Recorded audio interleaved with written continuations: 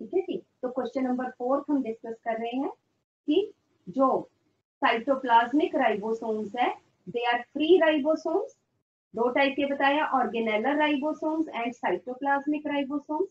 Cytoplasmic ribosomes are further of two types, that is free ribosomes and attached ribosomes. Free ribosomes and attached ribosomes. और attached ribosomes के नीचे लिख लो, these are attached to RER, rough endoplasmic reticulum, through riboporins. These are attached to RER through riboporins. Question number 5, ये आप सबको पता होना चाहिए, 3 prime and where hydroxyl is present, CCAOH group होता है। मैम थर्ड राइबोसोम कौन सा बताया? देखो, एक ऑर्गेनेलर राइबोसोम्स और दूसरा बताया था साइटोप्लाज्मिक।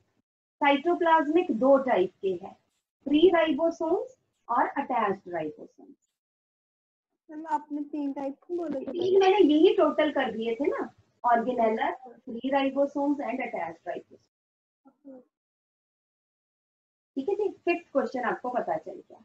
नेक्स्ट आ जाइए, सिट्रुलिन ऑक्सोट्रॉफ ऑफ न्यूरोस्पोरा। सिट्रुलिन ऑक्सोट्रॉफ का क्या मतलब है?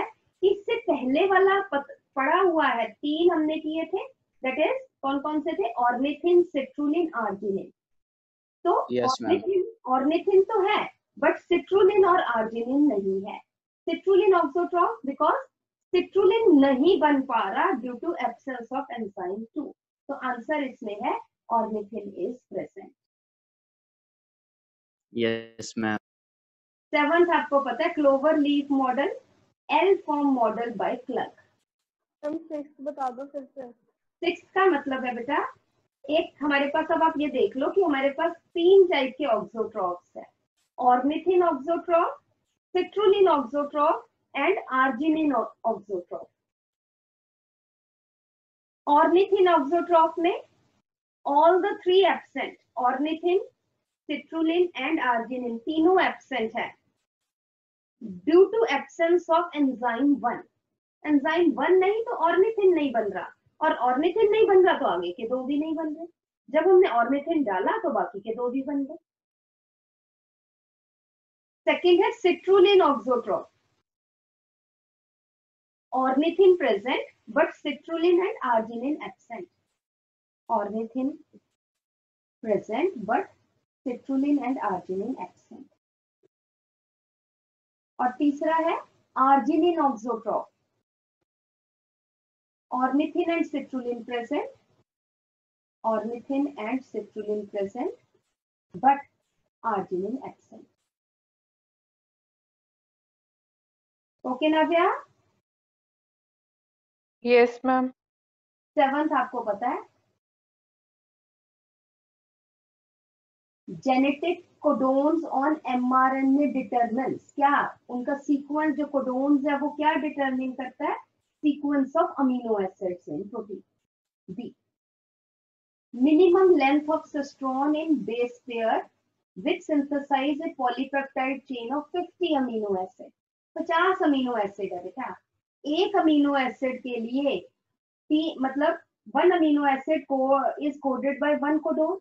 एक कोडोन में 3 बेस पेयर्स है या 3 बेसेस है, आप ये कह लीजिए, या बेस पेयर्स, हम सिस्टोन की अगर बात करें तो 3 बेस पेयर्स होंगे। तो 50 के लिए कम से कम कितने होंगे? 50 into 3 150 plus stop codon plus promoter region, तो कम से कम 150 होने चाहिए, प्लस एक स्टॉप कोडोन 153, एक दो तो बेसिस हो ही सकते हैं आसपास। तो इट इज मिनिमम कितने? 155 बेस पेयर, इससे कम नहीं। मैम अगर यहाँ पर ऑप्शन 150 दिया होता तो हम उसे टिक कर सकते थे? 150 हम टिक कर ले। Okay. If codon in DNA is AAA, it's anticodon। देखो बेटा, ये भी कुछ बच्चों ने गड़बड़ कर दी। मैंने डीएनए नहीं पढ़ा था, मैं डीएनए मिस कर दिया था। पता है बेटा, तभी ऐसे क्वेश्चंस दिए जाते हैं। डीएनए है AAA, आरएनए बनेगा UUU और एंटीकोडोन फिर होगा AAA। क्लियर हरमनजोत? तो आंसर इज AAA। ठीक है जी। नेक्स्ट है, वैसे तो हम अडेप्टर मॉलिक्यूल बेटा किसको कह देते हैं, सिंपल tRNA को कह देते हैं, बट हम ये कह रहे हैं adapter molecule that decode the information, जिसने डीकोड करना है वो क्या है, चार्ज्ड tRNA। ठीक है, तो आंसर इज बीटा। अगर यहाँ पे चार्ज अनचार्ज ना देके सिंपल tRNA दिया होता तब भी ठीक था। ठीक है, बट अगर यहाँ पे अनचार्ज और चार्ज में पूछा गया तो हम किसको ज्यादा इंपॉर्टेंस देंगे, charge. Primary RNA in eukaryotic cell is, ठीक है, जो नया आरएनए बना है वो entire length of the transcribed gene. ठीक है जी, नवराज समझ आ रही है बेटा? Yes ma'am. The tRNA molecule recognizes the, प्रथम ये बेटा एंजाइम ही पूछा गया है कि वो मॉलिक्यूल tRNA मॉलिक्यूल का वो पार्ट जो इस एंजाइम को रिकॉग्नाइज करे, वो कौन सा पार्ट है बेटा, T-zy लूप। बट मैम हमने लाइन लिखी थी नोट्स के टाइम पे कि जो एंटीकोडोन की सीक्वेंस है वो डिसाइड करती है कि कौन सा अमीनो एसिड सिंथेटेज और कौन सा अमीनो एसिड बाइंड करना चाहिए टीआरएनए के साथ। बेटा वो डिसाइड तो चाहे, वो तो हमें पता है ना, डिसाइड नहीं कर रही, उससे हमें पता चलता है कि ये टायरोसिन का एंटीकोडोन है तो यहाँ पे टायरोसाइल सिंथेटेज बाइंड होगा। बट वो आम के कोई स्पेसिफिक जो है वो न्यूक्लियोटाइड सीक्वेंस है।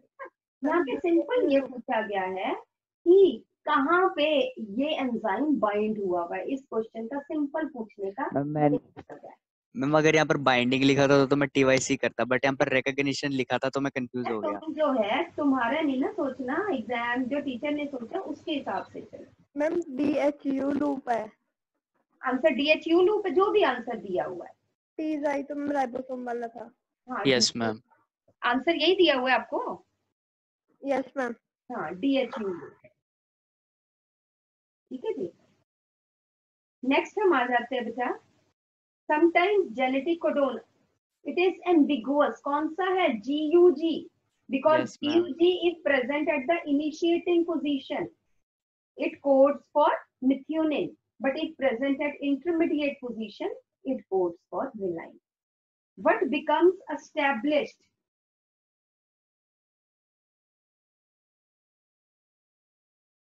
ये मैं बाद में ठीक करती हूँ, what becomes established from the Wobble hypothesis। तो यहाँ पे वॉबल हाइपोथेसिस, क्योंकि क्या इसका क्या मतलब है कि भाई एक टीआरएनए बहुत सारे कोडोन्स को रिकॉग्नाइज कर सकता है, तो it is economy of the number of tRNA molecule. Which of the following is not characteristic, यहाँ पे शायद किसी ने नॉट नहीं पढ़ा हो, नहीं तो अदरवाइज तो कोई काम Yes, नहीं है कि ये गलत हो। ठीक है, और मैंने फिर यही तो मुझे बताओ, अभी तो स्ट्रेस ही नहीं है एग्जाम का, तब भी अगर हम ऐसी गलतियां करेंगे तो कैसे चलेगा।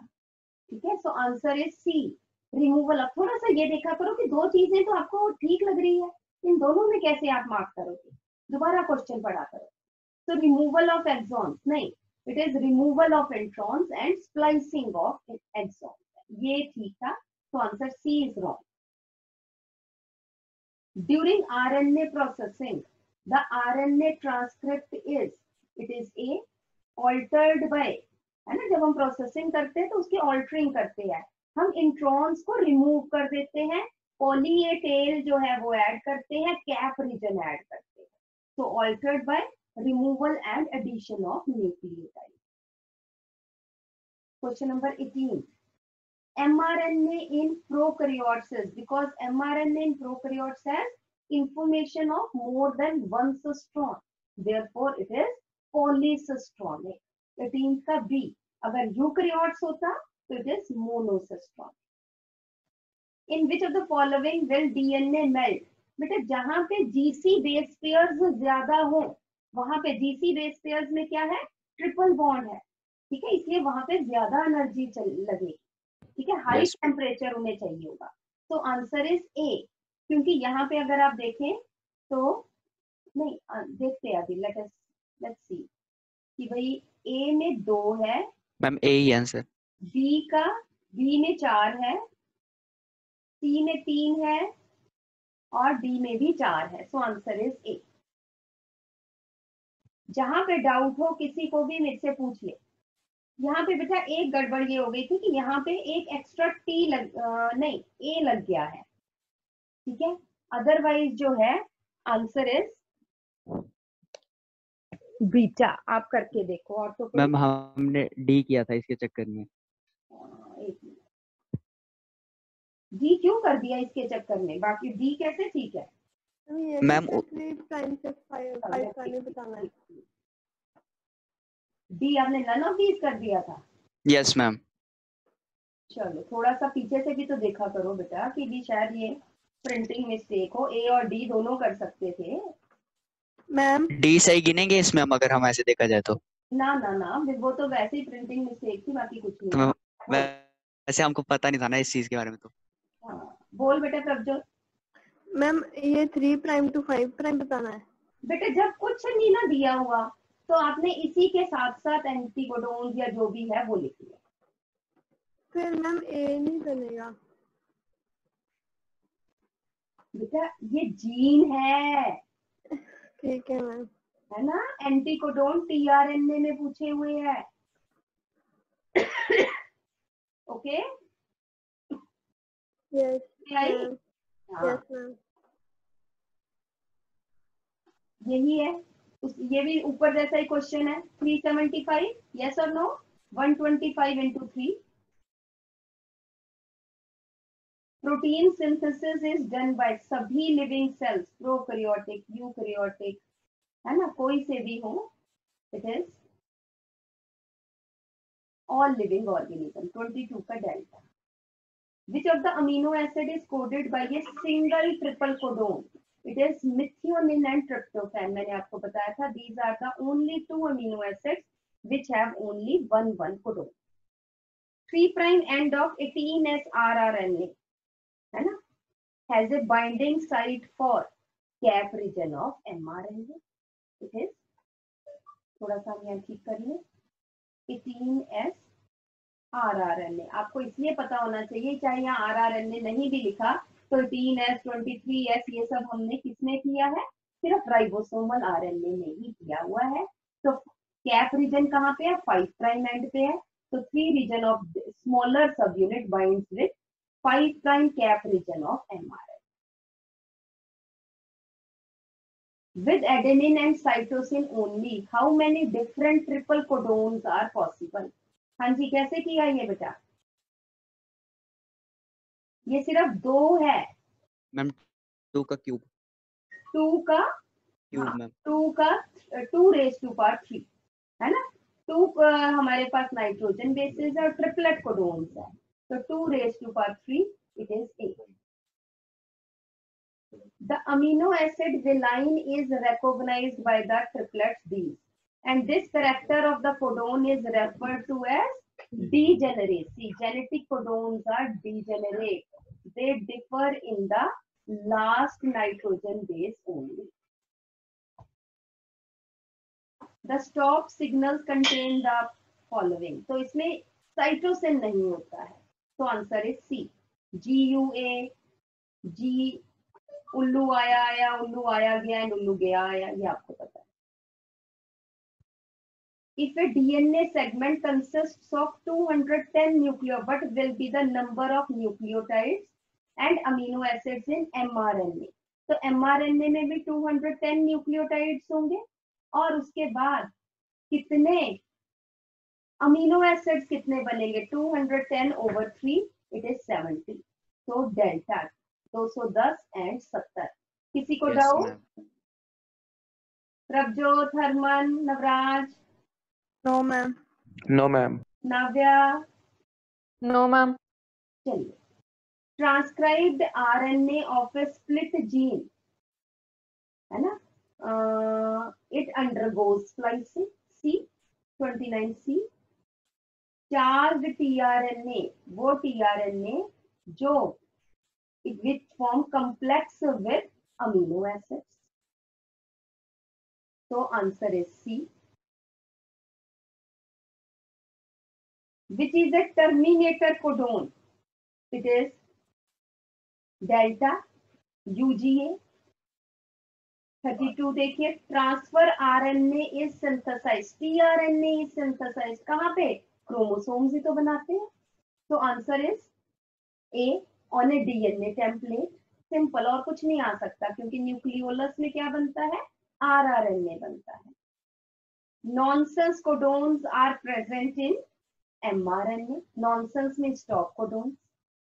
बेटा यहाँ पे अब परसेंटेज दी हुई है बच्चे, ह्यूमन स्पर्म अगर हैप्लॉइड है तो बाकी डिप्लॉइड है, चाहे कुछ भी है डबल नहीं होगा, तो गुआनिन साइटोसिन के साथ ही पेयर करेगा, नंबर ऑफ क्रोमोसोम्स आधे है, ठीक है ना, बाकी सब तो सेम है। यस तो मैम। इसलिए साइटोसिन गुआनिन से पेयर करेगा, तो amount of cytosine is equal to amount of guanine, so it is 19, yes चाहे डिप्लॉइड सेल है चाहे हैप्लॉइड सेल है। Which one of the following is specific for an amino acid? दोनों बेटा, amino aside syntheses, हर amino acid के लिए specific tRNA है और स्पेसिफिक ही अमीनो एसाइड एंजाइम है। Okazaki fragments, segment of chain of nucleotides formed during replication of DNA। इनको समझाने वाली कोई बात नहीं क्योंकि आपको पता होना चाहिए। Site of protein synthesis is ribosomes. Term heterochromatin was given by Emil Heitz, ये मैंने आपको बताया हुआ है बट फिर भी मैक्सिमम बच्चों ने गलत किया है ये आंसर, मैक्सिमम क्या, सबने ही गलत किया। हम कौन से चैप्टर में? फर्स्ट चैप्टर में बताया, जहाँ पे यूक्रोमेटिन हेट्रोक्रोमेटिन बताया होगा तो वहां पे मैंने बताया होगा। नहीं मैम, लगता तो नहीं। हाँ लगता, क्योंकि हमें याद नहीं इसलिए है नहीं, लिख लेना। HG खुराना, बेटा इसको नोबेल प्राइज किस लिए मिला था, पहले इसने आर्टिफिशियली लैब में जीन बनाई थी और फिर जीन को आगे इसने ट्रांसक्राइब किया था, तो gene synthesis.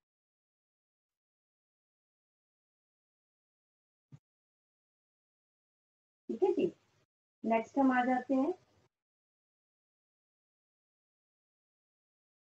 The function of a nonsense codon is, क्या है, to terminate the message of gene controlled protein synthesis. C है ना, सिर्फ पढ़ने वाली बात थी, इसमें कोई गलत होने वाली कोई चीज नहीं थी, मुझे समझ में नहीं आई, बच्चों ने ए लिखा हुआ है, टू रिलीज पॉलीपेप्टाइड, बेटा उस वो नॉनसेंस कोडोन नहीं, वो तो निकल ही रही है साइमल्टेनियसली। तो यस मैम। नॉनसेंस कोडोन ने क्या किया है, नॉनसेंस कोडोन ने मतलब अल्टीमेटली जो mRNA फाइनली बन गया उसको, सॉरी mRNA नहीं, आई एम सॉरी, पॉलीपेप्टाइड जो फाइनली बनी है उसको रोक दिया है, पॉलीपेप्टाइड की लॉन्गेशन को रोक दिया है। तो answer is C, the single strand of nucleotide between gene and polypeptide is mRNA। 42 भी आपको पता होना चाहिए, not correct, AT is equal to GC, ऐसा नहीं है बेटा, number of AT base pair may be more or less than GC base pair. The ratio is constant for a species, but it is not equal. Next is central dogma. 44A, I don't think कि भी इसमें कोई doubt है। Anticodons tRNA, feminism, central dogma reverse. बेटा Rous sarcoma virus RSV retrovirus है बेटा, ये RNA से DNA, DNA से सीधा प्रोटीन कैसे बन सकता है, कुछ बच्चों ने ये किया है, मैं यही सोच रहा था, RNA से डाउट DNA, पूछा। DNA से फिर RNA बनेगा और फिर प्रोटीन बनेगा, ठीक है, तो it is C, wobble hypothesis. हम 47 बताना। बेटा 47 RSV वाला, RNA से DNA बना, रिवर्स ट्रांसक्रिप्शन, DNA फिर डबल स्ट्रैंडेड हुआ, फिर उसने mRNA बनाया, फिर ही तो प्रोटीन बनेगा, DNA सीधा कैसे प्रोटीन बनाएगा, तुम थोड़ा खुद भी सोचा करो बच्चे। Yes ma'am. 48 is C, 49A बहुत इजी है, आपको ये पता है, 50th का आपको पता है tRNA सबसे छोटा होता है, उसके बाद DNA तो RNA से बड़ा ही है, so it is beta. completely कौन सा आरएनए इसमें से, क्योंकि इसके लास्ट में स्टॉप कोडोन है, ऊपर जो है ये बीच में स्टॉप कोडोन आ गया यूजीजी, फिर इसमें भी यूजीए, फिर इसमें भी यूएजी, तो ए बी और डी इनकम्प्लीट ट्रांसलेशन है, पूरी एमआरएनए नहीं करेगा, सिर्फ सी करेगा। और ये 52 आपको पता है beta.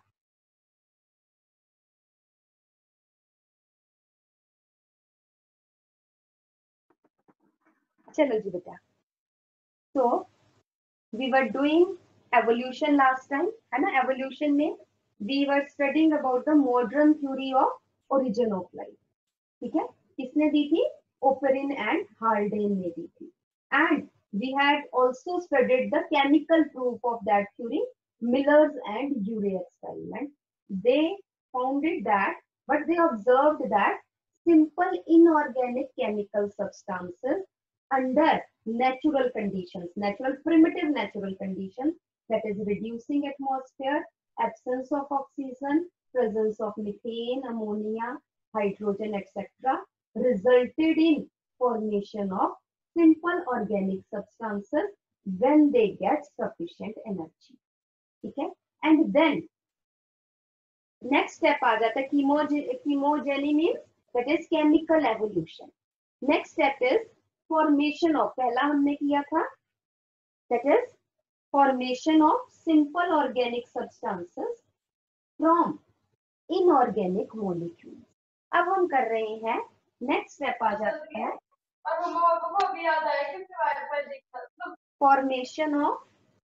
formation of complex organic molecules. It was studied by ये scientist है Sidney Fox.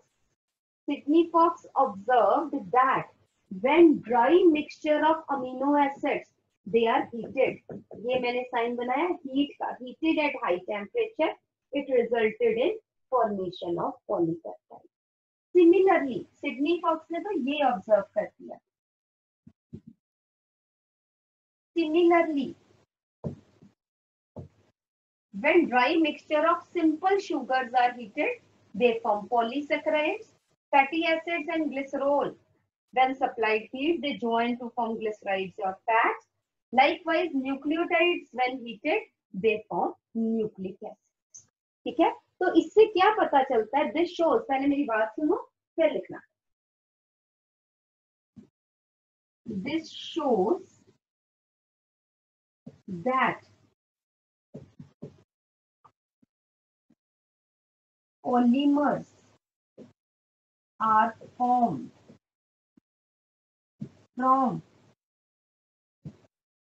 monomers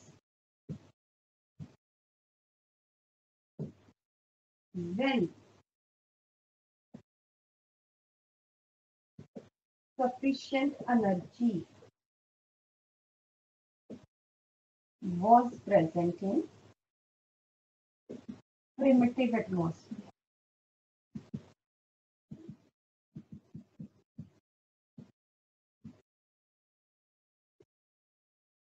ठीक है, इससे ये पता चलता है। करो ये जल्दी। ये बायोलॉजिकल एवोल्यूशन के हेडिंग के नीचे है। नेक्स्ट हम आ जाते हैं बेटा biological evolution.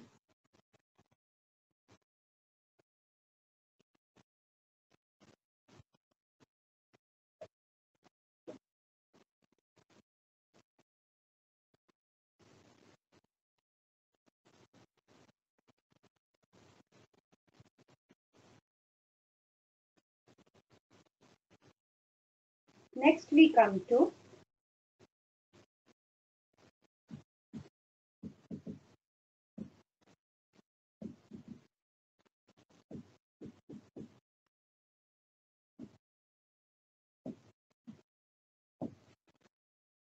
Biological evolution.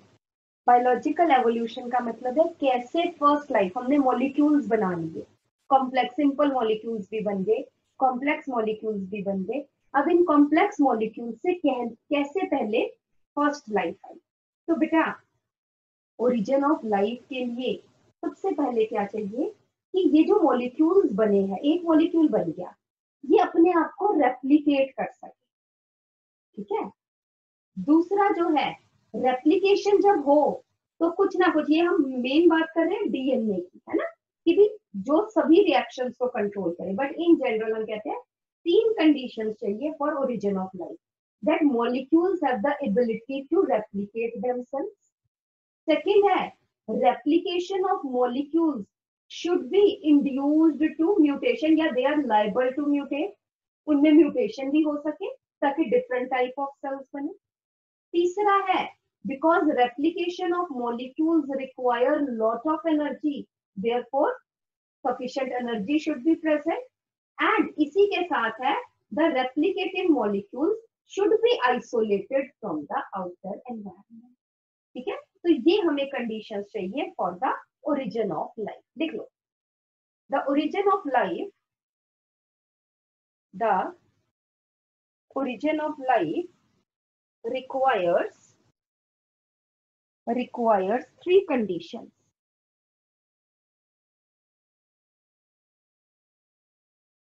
First है there should be present self-replicating molecules, there should be present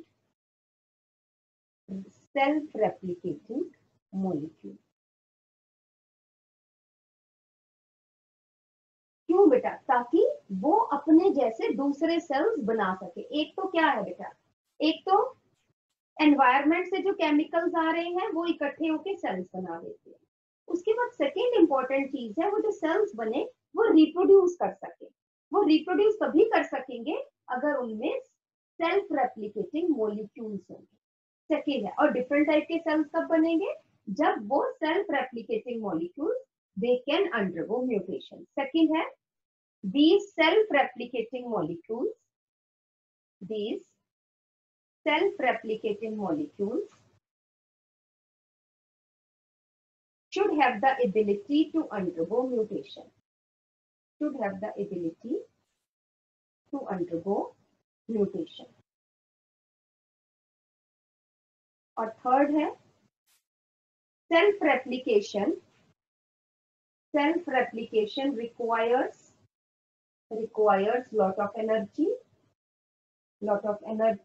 and partial isolation from the external environment,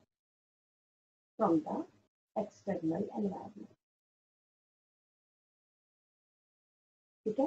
तो सेल्फ रेप्लिकेटिंग मॉलिक्यूल्स होंगे, वो म्यूटेट कर पाएंगे, बट एनर्जी रिसोर्सेस तो हम क्या कहेंगे?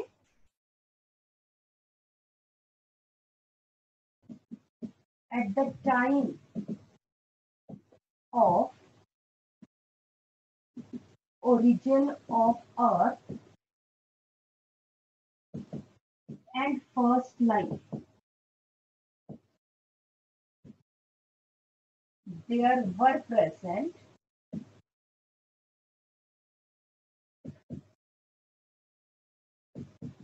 sufficient energy resources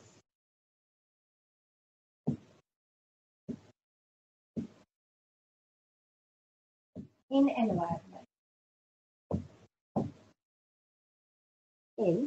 environment, उस टाइम बहुत सारे, आपको पता है, सनलाइट है, यूवी रेडिएशंस है, कॉस्मिक रेडिएशंस है, then lava from the volcanic eruptions है, देन इलेक्ट्रिक डिस्चार्जेस है, ये सब एनर्जी रिसोर्सेज थे उस टाइम पे। सेकंड आ जाइए,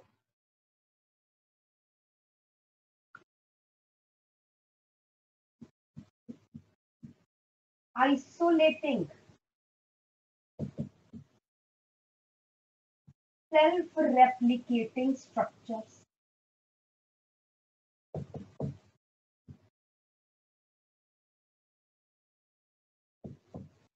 isolating self-replicating structures formed before origin of cellular life are called as protobionts।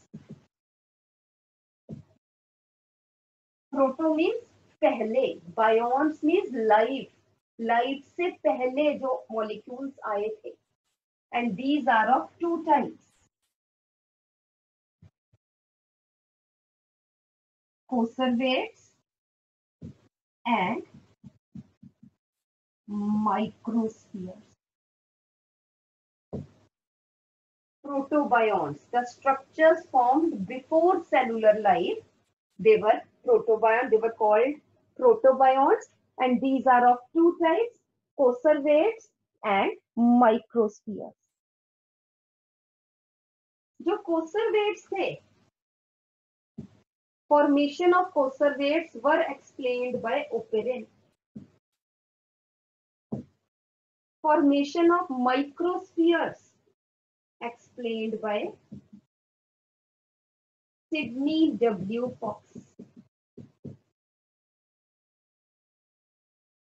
Formation of conservates explained by Oparin, and formation of microspheres explained by Sidney Fox. ठीक है, तो conservates, Oparin ने क्या कहा? Oparin ने कहा कि जो लार्ज कॉम्प्लेक्स मॉलिक्यूल्स थे, carbohydrates, proteins, lipids, they get aggregated, वो इकट्ठे हुए छोटे छोटे मासेस में and get surrounded by a layer of water. ठीक है, and he named these structures as conservates. ये जो है, इनमें जो रिएक्शंस है, रिएक्शंस आर लाइक, जब ये मॉलिक्यूल्स इकट्ठे हो गए तो ये आपस में इंटरैक्ट करना शुरू कर गए, resulting in formation of many more different type of molecules. They can grow by absorbing substances from the external environment. ठीक है, so like living cells, they show metabolism. Like living cells, they can grow. Like living cells, they excrete the waste process by diffusion. But they are not called as living. Living क्यों नहीं कहा? क्योंकि पहली बार तो इनमें कोई genetic material नहीं था जो सभी रिएक्शंस को कंट्रोल करे, और दूसरी चीज, there is no biomembrane present. ठीक है, तो ये लिविंग सेल्स नहीं थे. तो conservates में लिख लो, Oparin explained that when carbohydrates, proteins, lipids and nucleic acids gets accumulated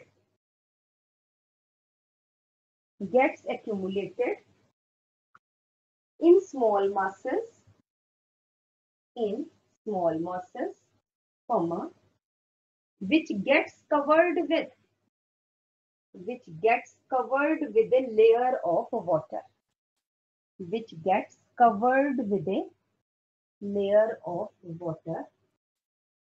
resulting in formation of conservates, resulting in formation of a structure called as conservates.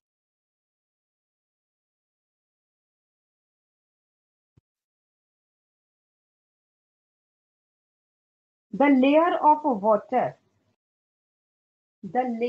water, although is not a membrane तो नहीं है.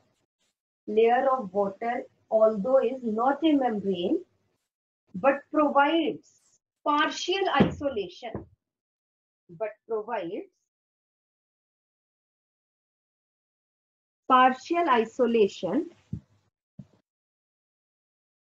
from the external environment.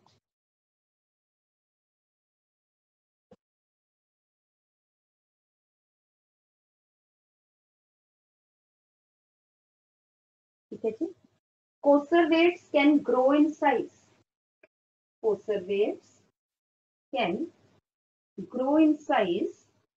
By absorbing raw materials from the outer environment.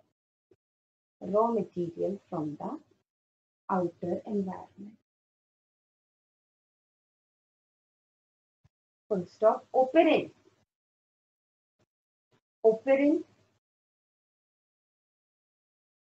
synthesized conservates in labs also. Ma'am पिछली line एक बार repeat करना. क्या बताया था मैंने? They can grow by absorbing.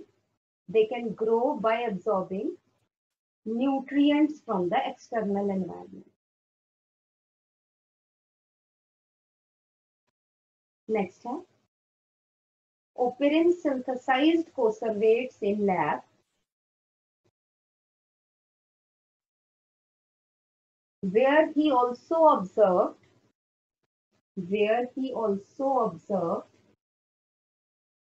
enzyme catalyzed reactions in conservates.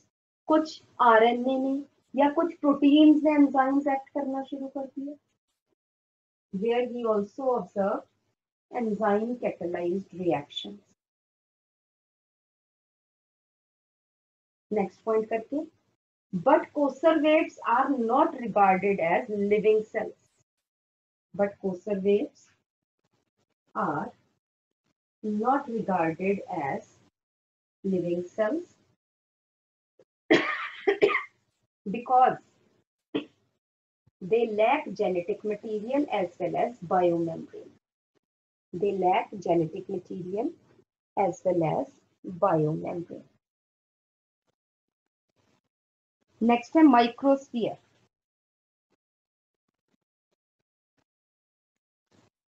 It is a non-living collection of macromolecules, organic macromolecules.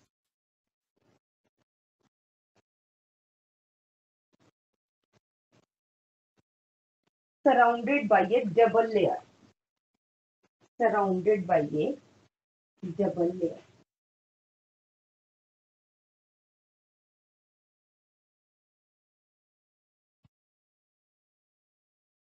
Next point आ जाइए. Sydney Fox synthesized. Ma'am double layer किसके?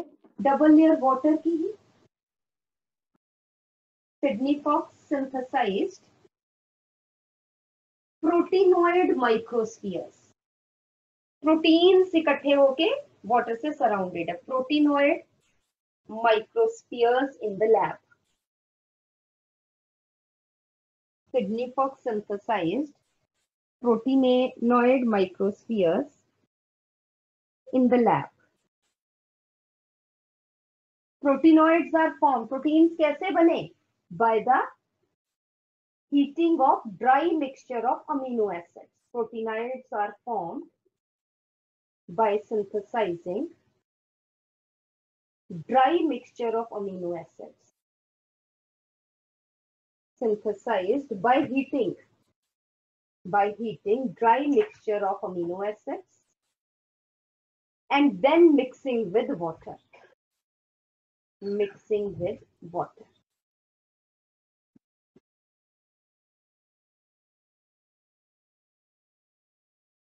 ठीक है जी. Microspheres can swell as well as shrink.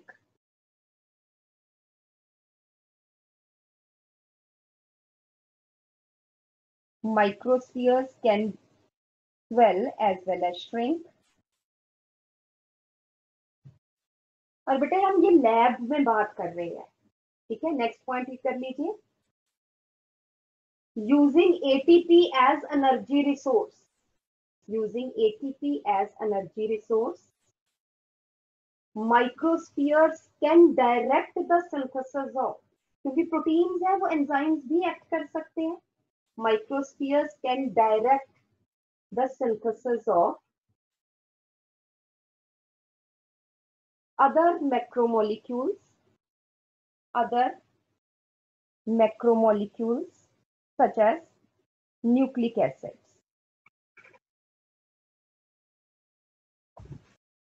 They show growth as well as binary fission.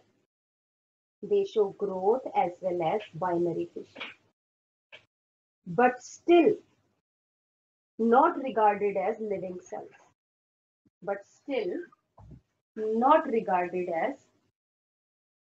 living cells. Again, because they lack genetic material, as well as biomembrane.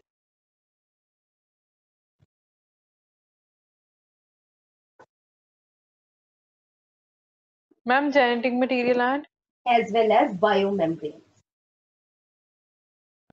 Ma'am इन दोनों में से हम ज्यादा close किसको मान सकते हैं लिविंग ऑर्गेनिज्म के? दोनों को, क्योंकि दोनों को ना हमें पता तो है ही नहीं, हमने ये लैब्स में प्रिपेयर किए कि ऐसा ऐसा हुआ होगा, ठीक है, कुछ नहीं, दोनों ही तकरीबन सेम है, बट थोड़ा सा सिडनी फॉक्स ने थोड़ा सा एडवांस कर लिया, उसने प्रोटीनोइड्स बनाए, प्रोटीन्स का मिक्सचर, उन प्रोटीन्स में से किसी ने एंजाइम्स एक्ट किया, उसने फिर आगे आगे सराउंडिंग्स में से कुछ न्यूक्लियोटाइड्स ले लिए, कुछ कार्बोहाइड्रेट्स ले लिए, जिसके कारण वो enzymes they start synthesising nucleic acids and polysaccharides also, ठीक है, क्लोज दोनों ही ठीक है, ओके ठीक है, ऐसा कुछ भी। तो ये होना चाहिए कि प्रोटीन जो नॉन सेलुलर लाइफ या प्रोटोबायोन्स जो है वो दो टाइप के, कोसर्वेट्स एंड माइक्रोस्फीयर्स, ये पता होना चाहिए साइंटिस्ट का। देन नेक्स्ट आ जाइए, formation of prokaryotes. Formation of prokaryotes, बेटा क्या हुआ, धीरे धीरे क्या हुआ, पहले तो ऐसे मिक्सचर्स इकट्ठे हुए, धीरे धीरे क्या हुआ कि आरएनए ने, पहले क्या हुआ, आरएनए ने it started acting as enzyme and then started acting as genetic material for controlling different reactions. RNA में म्यूटेशन हुई, जिसके कारण क्या हुआ, डीएनए बन गया, डबल स्ट्रैंडेड डीएनए बन गया, क्योंकि डीएनए आरएनए से ज्यादा स्टेबल था, इसलिए उसने आरएनए को थोड़ा सा साइड में किया और कहा कि I will act as the genetic material, you take the, या डिवीजन, हम ये नहीं कहते कि दोनों में झगड़ा हुआ होगा, बट दोनों ने अपने अपने काम बांट लिए। आरएनए ने ही कहा कि तू ज्यादा स्टेबल है, यू कैन डायरेक्ट मी कि क्या करना है, ठीक है, so DNA took over the control and but it used RNA for further protein synthesizing machine, ठीक है, slowly पहले genetic material आया, this genetic material it directed formation of a protein lipid membrane around the biomolecules, resulting in the formation of a biomembrane, and it resulted in formation of first prokaryotics।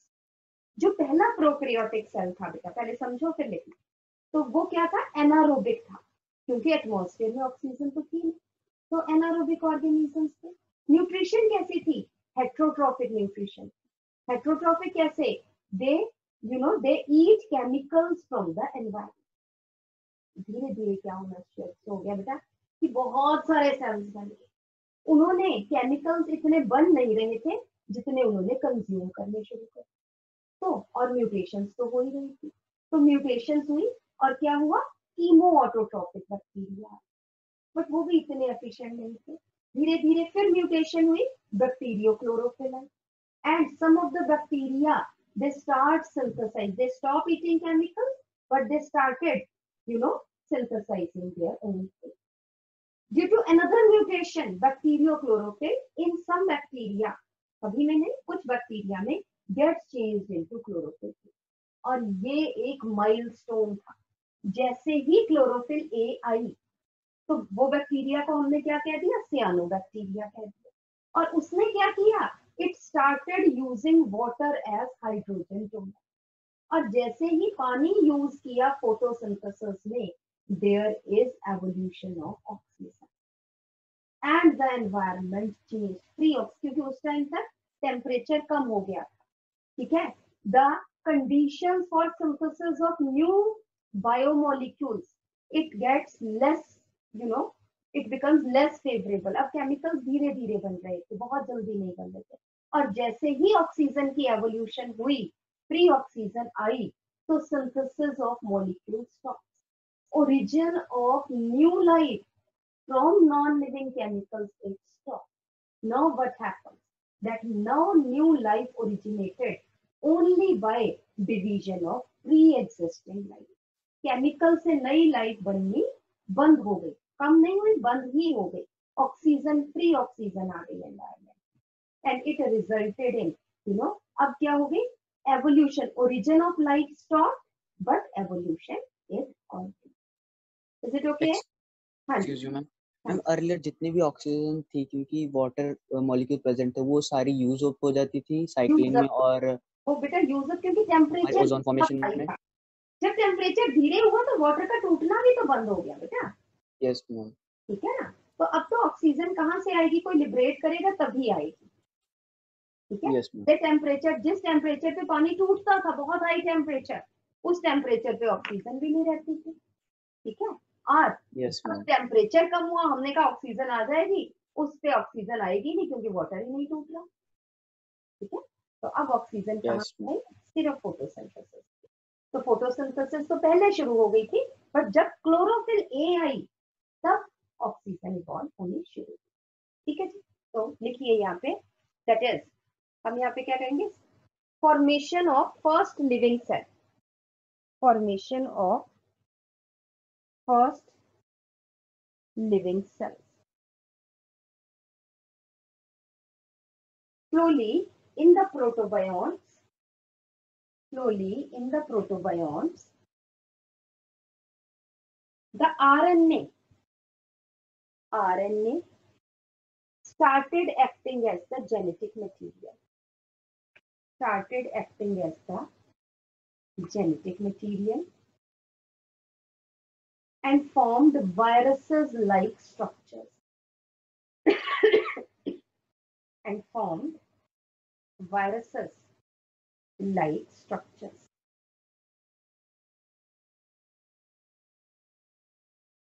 Full stop करके later due to some mutation,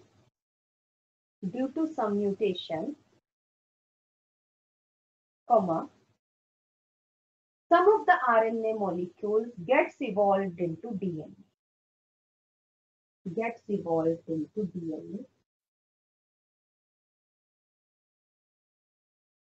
DNA being double-stranded and more stable, replaced RNA as genetic material. Replaced RNA as genetic material. Okay. This DNA also directed the formation of a biomembrane, resulting in formation of first prokaryotic cell.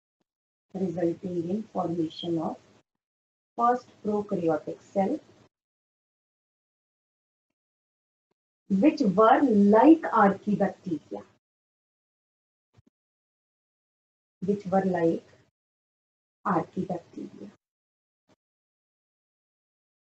Full stop करके. The early prokaryotes were obligate anaerobes. Ma'am repeat करना. The early prokaryotes were obligate का मतलब होता है जरूरी, obligate anaerobes, as no free oxygen was available at that time. As no free oxygen was available at that time.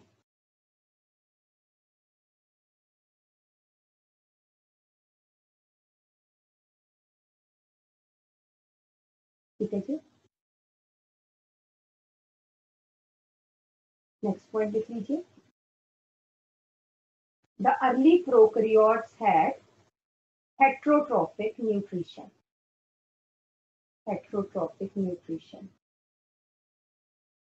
As they ate chemicals.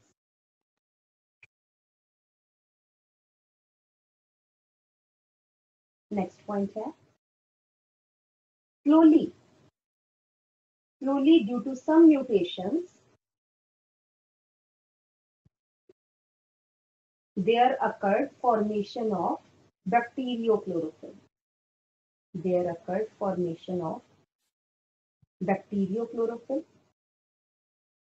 and bacteria started performing photosynthesis. Bacteria started performing ma'am there Formation के of बाद क्या है?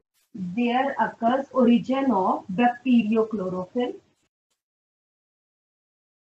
There occurs origin of bacteriochlorophyll, due to which bacteria started performing photosynthesis.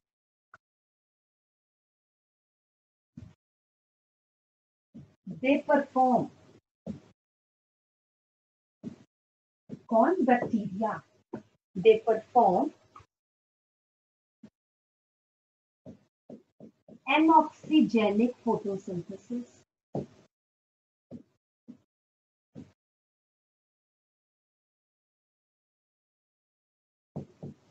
They performed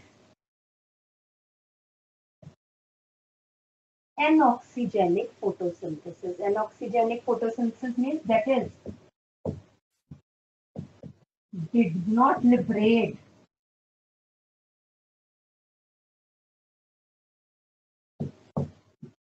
oxygen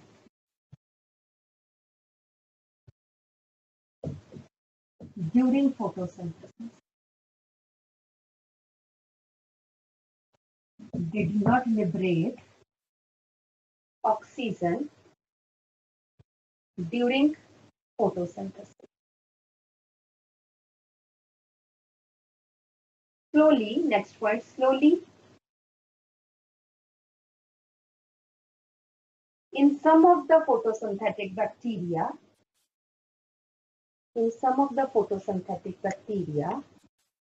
due to some mutation, bacteriochlorophyll gets changed into chlorophyll A. Bacteriochlorophyll gets changed into chlorophyll A, resulting in origin of cyanobacteria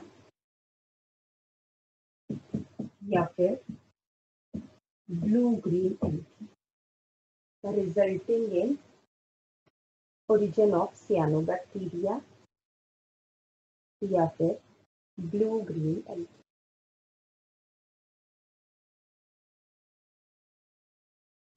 ठीक है, due to chlorophyll A,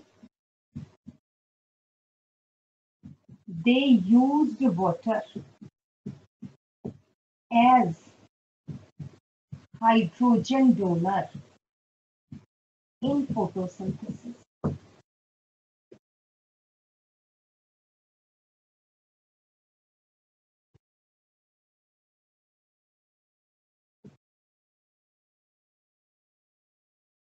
And liberated oxygen as byproduct of photosynthesis. Free oxygen.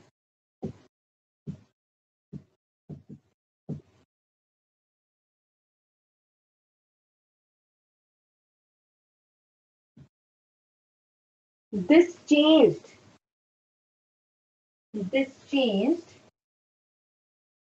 the primitive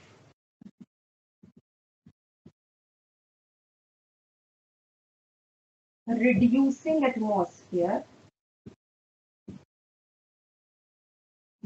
to oxidizing atmosphere,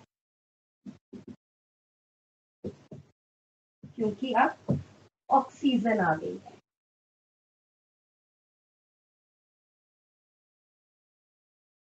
Amount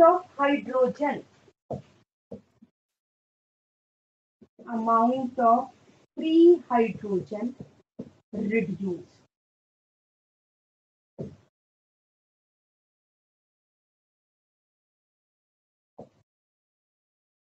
Origin of life from inorganic chemicals stopped.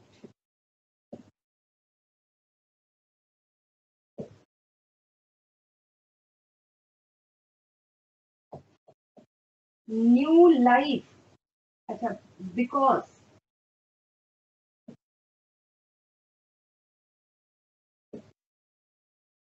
किस लिए stop हो गई? Because first point है oxygen does not allow accumulation of the chemicals. Oxygen does not allow accumulation of chemicals. Further, full stop करके further, complex molecules formed gets oxidized into simpler molecules by oxygen. ठीक है ना, इसलिए oxidation कोई chemicals इकट्ठे ही नहीं होते. Next point आ जाइए. The new life now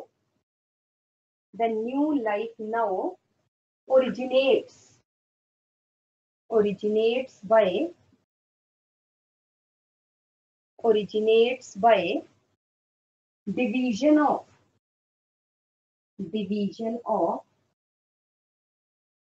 pre-existing life.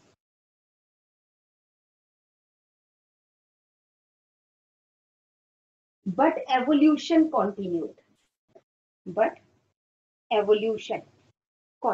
नए नए सेल्स, नए नए ऑर्गेनिजम्स जो है वो बनते जा रहे हैं.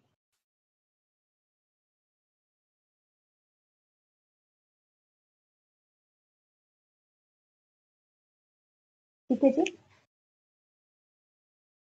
नेक्स्ट आ जाइए. Due to presence of free oxygen,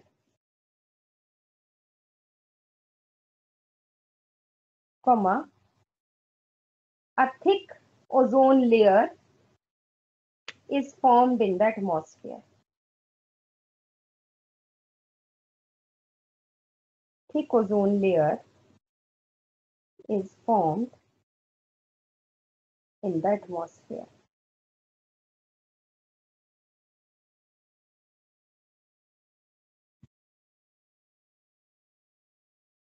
ठीक है जी. So this is all about, एक हम थोड़ा सा जो हमें fossils मिले वो किसके मिले?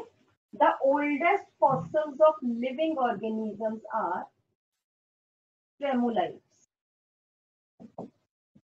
These are fossils of blue-green algae. बाकी उससे पहले लाइफ के तो हमें fossils मिले ही नहीं, तो हमने अंदाजा ही लगाया है.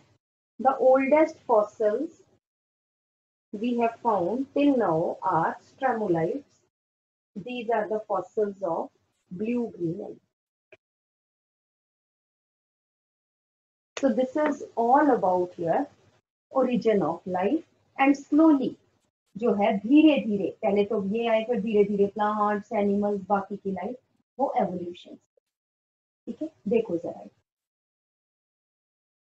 originated in water bodies and thus water is called as cradle. Cradle होता है पालना, जिसमें हम बच्चे को रख के झुलाते रहते हैं ना, that is पालना. Water is cradle of life.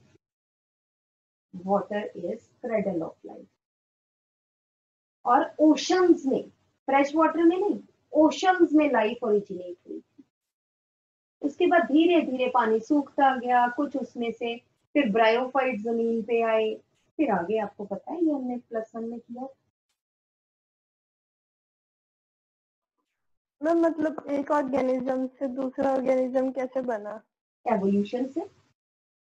मतलब डॉग से आगे कुछ ना कुछ होके ह्यूमंस बन गए. बहुत सारे डॉग्स हैं, उनमें से कुछ डॉग्स में, या कुछ डॉग्स तो चलो बहुत बड़ा एनिमल हम कहते हैं, किसी में कोई छोटे से, पूरी पॉपुलेशन है 100 लोगों की या 100 जो भी है ऑर्गेनिजम्स की, उसमें से 4 में कुछ म्यूटेशन हो गई है ना, और वो म्यूटेशन हेल्पफुल थी. ठीक है, उन चारों ने आपस में ब्रीड किया. ठीक है, और फिर उनकी पॉपुलेशन बढ़ती गई, और फिर एक ऐसा ग्रुप बन गया जो पिछले वाले ऑर्गेनिज्म से, पेरेंट पॉपुलेशन से जो है वो इंटरब्रीड नहीं करता था। So now ma'am this become new organism. हाँ जी, एवोल्यूशन एक ट्री की तरह है, स्टार्टिंग एज अ ट्रंक से हुई, फिर बाद में ब्रांचेस बनती गई, और हम लास्ट में आज की डेट में अगर हम देखें तो सबसे एंड जो ब्रांचेस की एंड है वो कितने डिस्टेंस में आपस में, तो वो हम कह सकते हैं कि दो डिफरेंट ऑर्गेनिज्म है जिनमें काफी डिफरेंस है, क्योंकि हमें म्यूटेशन कभी रुकी नहीं, और जैसे एक म्यूटेशन हुई तो फिर एक डिफरेंस क्रिएट हुआ, फिर दूसरी म्यूटेशन, दोनों में अलग अलग हुई तो दो डिफरेंस क्रिएट, वैसे करते करते डिफरेंस बढ़ते गए। इस तरह बहुत सारे डिफरेंसेस हैं। Yes ma'am. अभी हम करेंगे, है ना, ये भी हम करेंगे। ठीक है जी, चलिए नेक्स्ट टॉपिक लिख लीजिए बेटा, evolution of life forms a theory.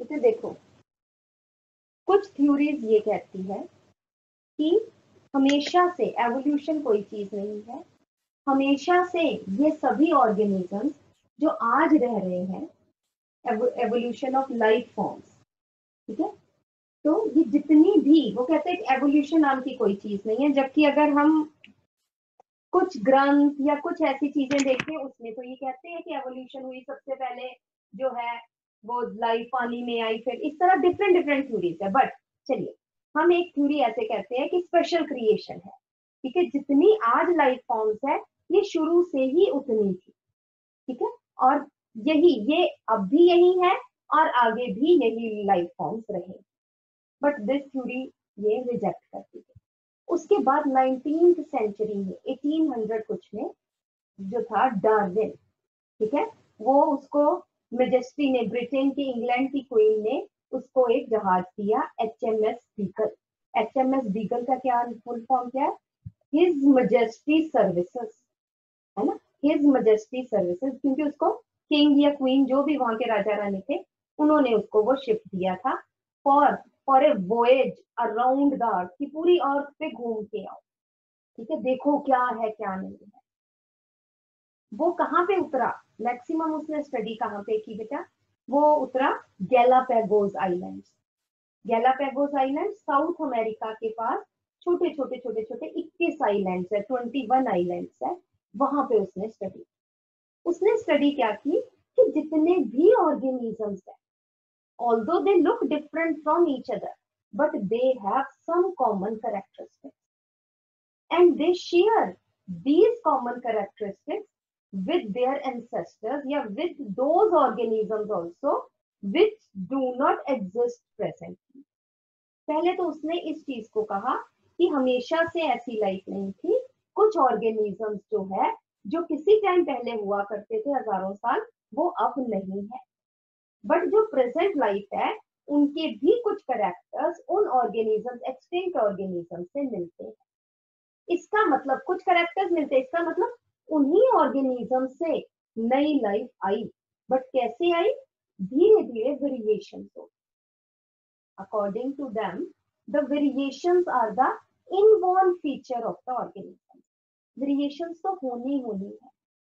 कुछ ऑर्गेनिजम्स में यूजफुल वेरिएशंस होती है, कुछ ऑर्गेनिजम्स में नॉन यूजफुल या हार्मफुल वेरिएशंस होती है। जिन ऑर्गेनिजम्स में यूजफुल वेरिएशंस हुई, हम कैसे कहेंगे कि ये यूजफुल वेरिएशंस है? यूजफुल वेरिएशंस का क्या मतलब है कि वो वेरिएशन उसके सर्वाइवल में काम आए, राइट, उसने उसको उस एनवायरनमेंट में फिट रहने के काबिल बनाया। वो वेरिएशन या वो नए characters which provided the organism the adaptation to survive better in the particular environment. ठीक है, they are called as useful variations. So the organisms having useful variations are said to be more fit than the others. More fit का उसने क्या मतलब निकाला? उसने ये नहीं देखा कि तगड़ा है, ये है, वो है. उसने ये देखा मोर फिट का मतलब है reproductive fitness. More fit organism reproduces more. It produces more number of healthy offspring. और धीरे धीरे जो मोर फिटेड ऑर्गेनिजम्स है उनकी पॉपुलेशन एक्सपैंड हो गई. ठीक है, और जो लेस फिटेड ऑर्गेनिजम्स है जिनमें या तो यूजफुल वेरिएशन आई नहीं या हार्मफुल वेरिएशन आई, वो रिप्रोडक्टिवली फिट नहीं है, वो कम ऑफस्प्रिंग्स पैदा करेंगे या करेंगे नहीं, या वीक ऑफस्प्रिंग्स होंगे, तो धीरे धीरे उनकी पॉपुलेशन डिक्लाइन हो जाएगी और वो खत्म हो जाएगी. तो अब वेरिएशन, पहले पेरेंट पॉपुलेशन थी, एनवायरनमेंट धीरे धीरे चेंज हुआ, कुछ ऑर्गेनिजम्स में वेरिएशन आई जो यूजफुल वेरिएशन थी, due to which they survive, और धीरे धीरे उनकी पॉपुलेशन जो है वो चेंज हो गई. Is it right? So, according to Darwin, it is the natural selection. The only best fitted organisms are selected by nature and they increase their population. जिस टाइम में डार्विन काम कर रहा था, एक और साइंटिस्ट था वेलिस. ठीक है, उसने कहाँ पे, उसने वेस्ट इंडीज वाले जो आइलैंड्स थे, मलाय आर्किपेलागो आइलैंड्स, उस पे काम किया. And he also observed the same thing, that better fitted organisms survive. They are selected by nature. Variations occur in the organisms regularly. So from this, the two gave the theory of natural selection and they concluded कि जो अर्थ है, पुरानी theory ने क्या कहा था कि अर्थ 3-4 हजार साल पहले आई है, but they concluded no, earth originated thousands, millions of years back. Second thing, the previous life was not similar to present day life. Although the characters, many characters of the present day organisms, they were similar to the previous organisms. अगर character similar है कुछ, तो अब वाली life पहले वाली life के जैसी क्यों नहीं है? Because variations occurs continuously. And some of the variations are very large and they change the organism completely, right? So this is एक थ्योरी ये थी जिसने कहा कि एवोल्यूशन हो रही है. इसके बाद तो फिर बहुत सारी थ्योरीज आई, वो हम करेंगे. तो evolution of life forms are theory, इसमें लिख लीजिए. According to theory of special creation,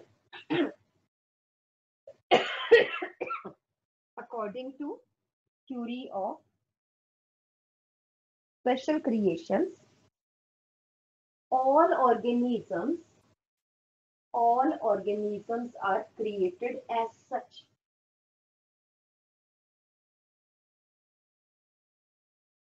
Second point, age of earth is about 4,000 years. Age of earth about 4,000 years.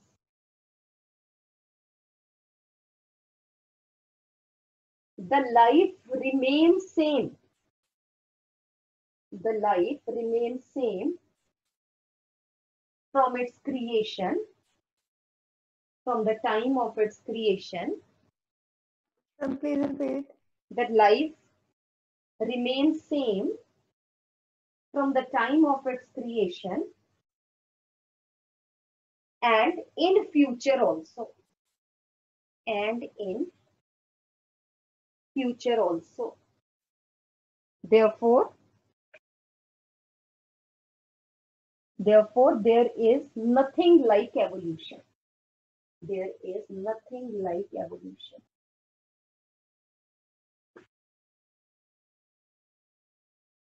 But this theory was challenged in 19th century.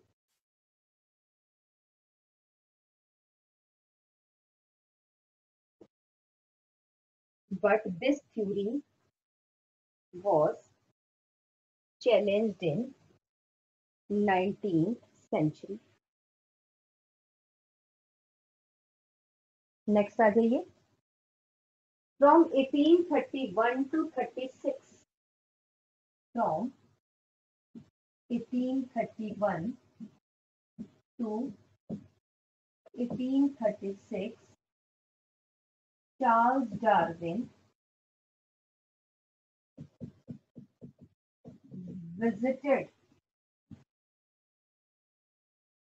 around the earth on his ship HMS Beagle. HMS की full form लिख लेना, His Majesty Services. His Majesty Services. He mainly worked on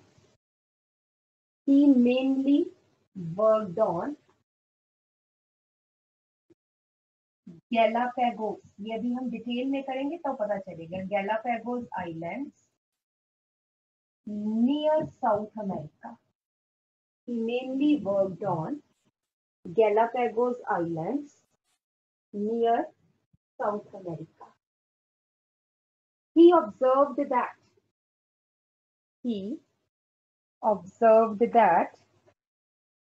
all the existing living forms share some characteristics between themselves, आपस में भी, between themselves, as well as with the extinct forms.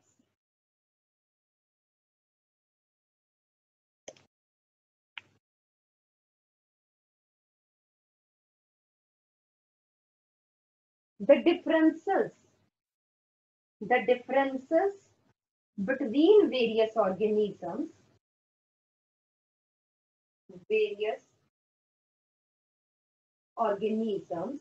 are due to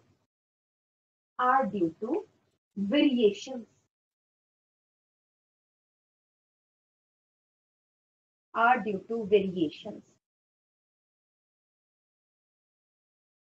Which arise due to different phenomena.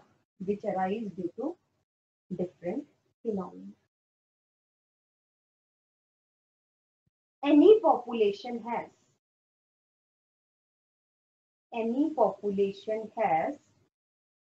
built-in variations.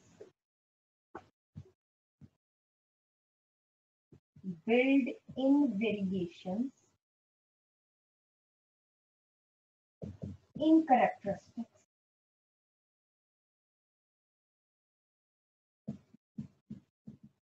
Built-in variations का मतलब वो जन्म से ही उनमें variations है from the other population.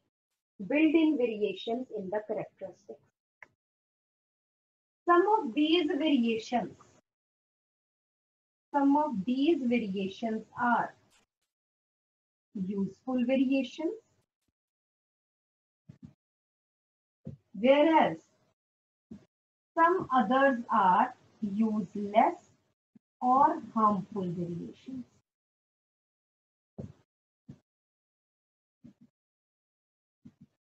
कुछ organisms में useful variations होगी, कुछ में harmful variations होंगी. Useful variations are those. Next point करते हैं. Useful variations are those which helps in providing adaptations. Which helps in providing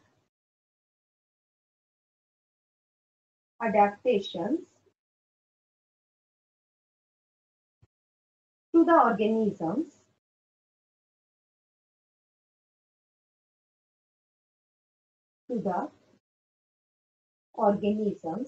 to survive better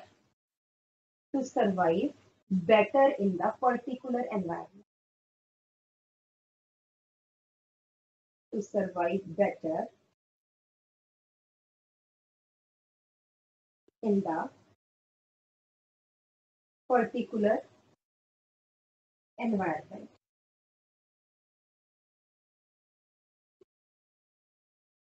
Another word for useful variations is fitness. Another word for useful variations is fitness.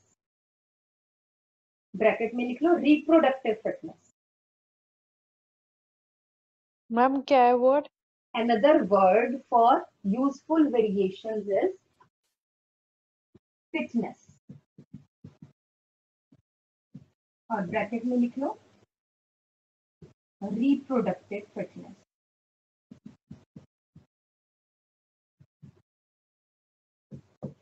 The organisms with useful variations, the organisms with useful variations reproduce and form more number of healthy offspring. More number of healthy offspring. Therefore, the population, therefore, the number of these organisms increases as compared to the organisms having useless or harmful variation.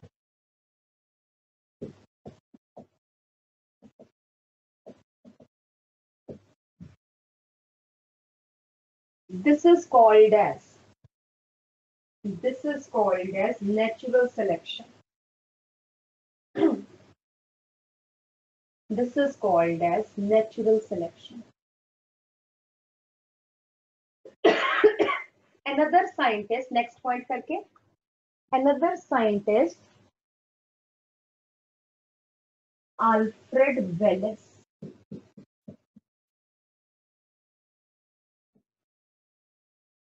also concluded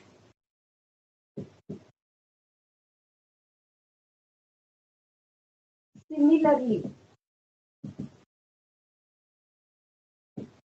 at the same time while working on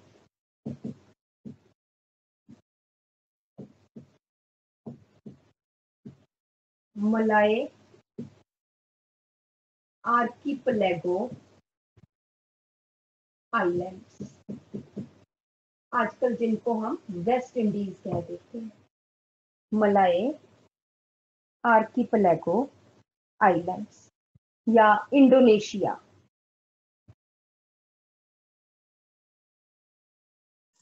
ma'am Indonesia तो different हो गया. बस यही मेरा मतलब, यही islands है बेटा, कुछ वेस्ट इंडीज के ma'am island, Caribbean islands. Caribbean ये कह लो, इंडोनेशिया, वेस्ट इंडीज, ये आइलैंड्स थे.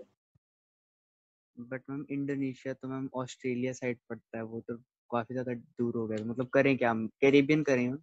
नहीं, इंडोनेशिया ही करो आप, क्योंकि ये Okay. ऑस्ट्रेलिया और साउथ ईस्ट सी के आसपास है, चाइना सी के पास.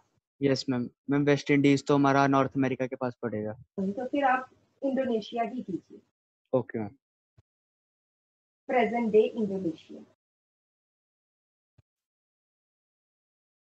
The two concluded that, next में दोनों ने, Wallace and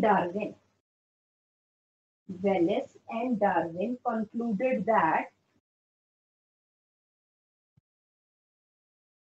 Earth is millions of years old. Earth is millions of years old, and different forms of life arise due to natural selection. And different forms of life arise due to variations followed by natural selection.